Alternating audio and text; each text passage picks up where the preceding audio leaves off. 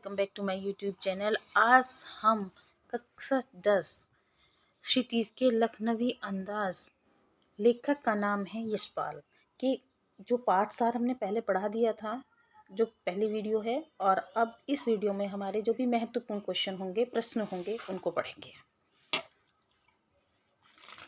देखो ये वाले प्रश्न हैं, ये वाले प्रश्न हमारे क्या रहेंगे, ये वाले प्रश्न तो हमारे जो बुक के ही पीछे की है। इसके साथ में और जो भी महत्वपूर्ण प्रश्न हैं वे करेंगे। लेखक को नवाब साहब के किन हाव भावों से महसूस हुआ कि वे उनसे बातचीत करने के लिए तनिक भी उत्सुक नहीं हैं। लेखक को डिब्बे में आया देखकर नवाब साहब की आंखों में असंतोष छा गया। ऐसा लगा मानो लेखक के आने से उनके एकांत में बाधा पड़ गई हो। उन्होंने लेखक से कोई बातचीत नहीं की, उनकी तरफ देखा भी नहीं।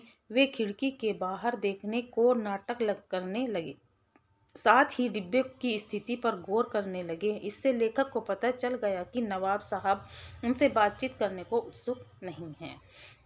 नेक्स्ट प्रश्न है, नवाब साहब ने बहुत ही यत्न से खीरा काटा, नमक मिर्च बुरका मतलब छिड़का, अंततः सूंघकर ही खिड़की से बाहर फेंक दिया।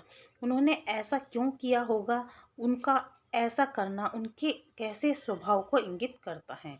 नवाबों के मन में अपनी नवाबी को धाक जमाने की बात रहती है, इसलिए वे सामान्य समाज के तरीकों को ठुकराते हैं तथा नए नए सूक्ष्म तरीके खोजते हैं जिससे उनकी अमीरी प्रकट हो। नवाब साहब अकेले में बैठे बैठे खीरे खाने की तैयारी कर रहे थे, परंतु लेखक को सामने देखकर उन्हें अपनी नवाबी दिखाने का अवसर मिल गया। उन्होंने दुनिया की रीत से हटकर खीरे सूंघे और बाहर फेंक दिए। मतलब दुनिया की रीत से हटकर, दुनिया जो संसार में क्या होता है, खीरे को काट के और उसे खाया जाता है, लेकिन क्या करा उन्होंने खीरे सूंघे और बाहर फेंक दिए। इस प्रकार उन्होंने लेखक के मन में अपनी अमीरी की धाक जमा दी। अगला प्रश्न है, बिना विचार, घटना और पात्रों के भी क्या कहानी लिखी जा सकती है? यशपाल के इस विचार से आप कहाँ तक सहमत हैं? हम यशपाल के विचारों से सहमत हैं। बिना घटना, बिना पात्र और बिना विचार के कहानी नहीं लिखी जा सकती। कहानी का अर्थ ही है क्या हुआ उसे कहना। अतः जब घटना नहीं होगी तो यह कैसे पता चलेगा कि क्या हुआ? बिना पात्रों के कुछ होगा कैसे, घटेगा कैसे? कहानी में कोई न कोई विचार, बात या उद्देश्य भी अवश्य होता है। आप इस निबंध को अपने हम ऐसे कर सकते हैं, अगर हम अपने ऊपर लेके चलें। फिर नेक्स्ट क्वेश्चन है हमारा, देखो अब महत्वपूर्ण प्रश्न पर चलेंगे हम। ये वाले तो बुक वर्क हैं तो कर लेना। अब ये चलेंगे हमारे महत्वपूर्ण प्रश्न। नवाब साहब ने गर्व से गुलाबी आंखों द्वारा लेखक की तरफ क्यों देखा? नवाब साहब ने गर्व से गुलाबी आंखों द्वारा लेखक को देखा, मानो ये कहना चाहते हो कि देखो, खीरा खाने का खानदानी तरीका यह होता है, इसे हम ही जानते हैं, तुम नहीं। अगला प्रश्न है, लेखक को नवाब साहब के किन हाव भावों से महसूस हुआ कि वे उनसे बातचीत करने के लिए तनिक भी उत्सुक नहीं हैं? जब लेखक गाड़ी के सेकंड क्लास डिब्बे में पहुंचा तो अंदर केवल नवाब साहब थे, जो अकेले पालथी मारकर बैठे थे। लेखक को आया देखकर उनके चेहरे पर असंतोष भाव आया, मानो वे उनके आने से अप्रसन्न हों। फिर उन्होंने लेखक से बात करने का उत्साह भी नहीं किया या दिखाया। नवाब साहब को लेखक स्टेशन पर खीरा बेचने वाले ने खीरों के साथ और क्या चीजें दी थी, उस वस्तु की उपयोगिता पर प्रकाश डालिए। लेखक स्टेशन पर खीरा बेचने वालों ने नवाब साहब को खीरे के साथ जीरा मिला, नमक और पिसी हुई लाल मिर्च की पुड़िया भी दी। इन दोनों को खीरे पर बुरकने से खीरे में से पानी निकल आया है, उसकी महक उमड़ आती है और खीरा बहुत स्वादिष्ट हो उठता है। अगला प्रश्न है, नवाब साहब खीरों की फांकों को खिड़की से बाहर फेंकने से पहले नाक के पास क्यों ले गया? उनकी इस कार्यकलाप का क्या उद्देश्य था? नवाब साहब खीरों की फांकों को खिड़की से बाहर फेंकने से पहले नाक के पास इसलिए ले गया क्योंकि वे खीरे की सुगंध का आनंद लेना चाहते थे। उन्हें उसी से तृप्ति मिलती है, मतलब भूख मिट जाती है। लेखक ने खीरे की फांकों के कारण नवाब साहब के जबड़ों को स्फुरित होते देखकर क्या सोचा? लेखक ने खीरे की फांकों के कारण मानो नवाब साहब के जबड़ों को स्फुरित होते देखा तो सोचा कि वाह, यह खीरे पर नमक मिर्च बुरकते मतलब छिड़कते वक्त इसके स्वाद की भी पूरी कल्पना कर ली है। क्या आप नवाब साहब को लेखक की तुलना में अधिक शिष्ट और सामाजिक प्रकृति का व्यक्ति मानते हैं? अपने विचार प्रकट कीजिए। नहीं, नवाब साहब लेखक की तुलना में अधिक शिष्ट और सामाजिक हैं। यह माना कि पहले उन्होंने लेखक को अनदेखी की, किंतु लेखक ने भी उनका पूरी तरह तिरस्कार किया।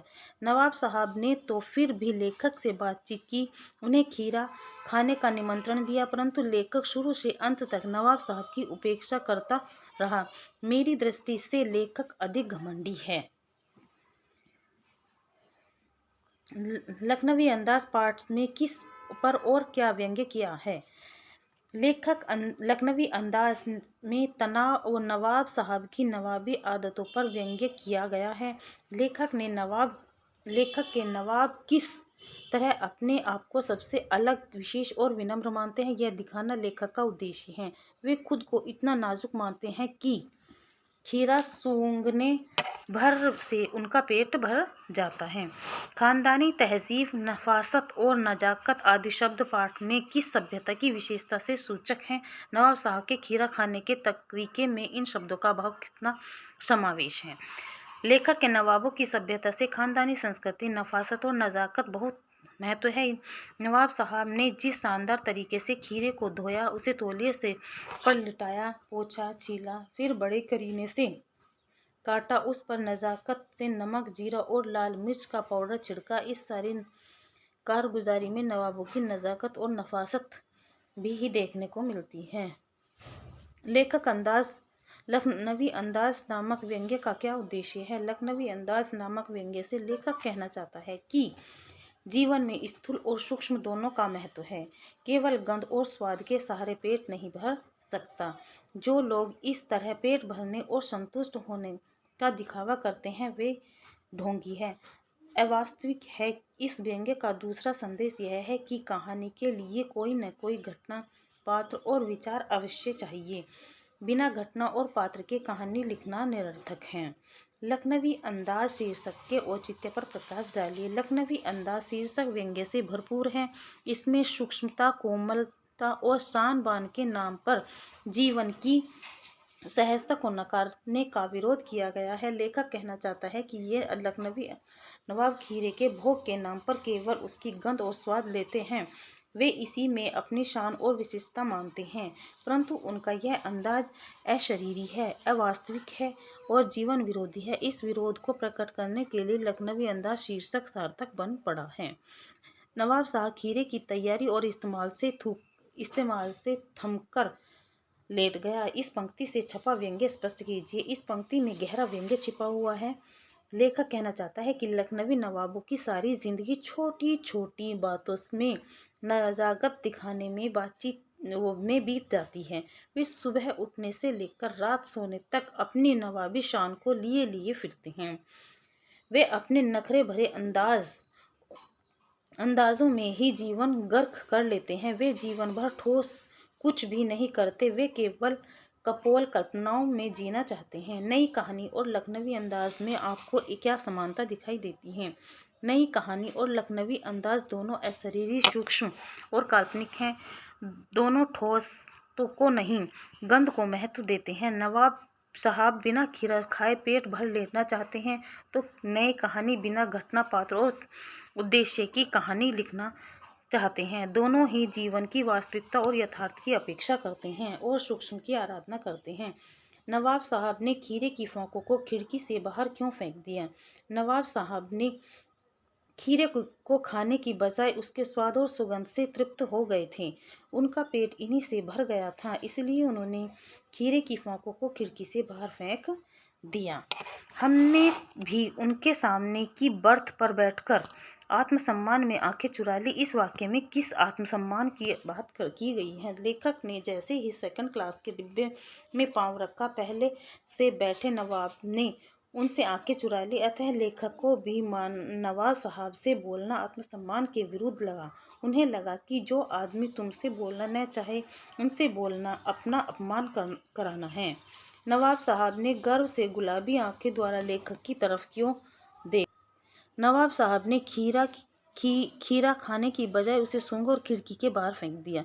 उसे लगा कि इससे उसकी नवाबी शान में 4 चांद लग गए हैं। इसी गर्व के कारण उसकी आंखों में नशा सा आ गया। उसने अपनी इसी शान को दिखाने के लिए लेखक की तरफ गर्व से देखा। ये प्रश्न यहाँ तक ही है।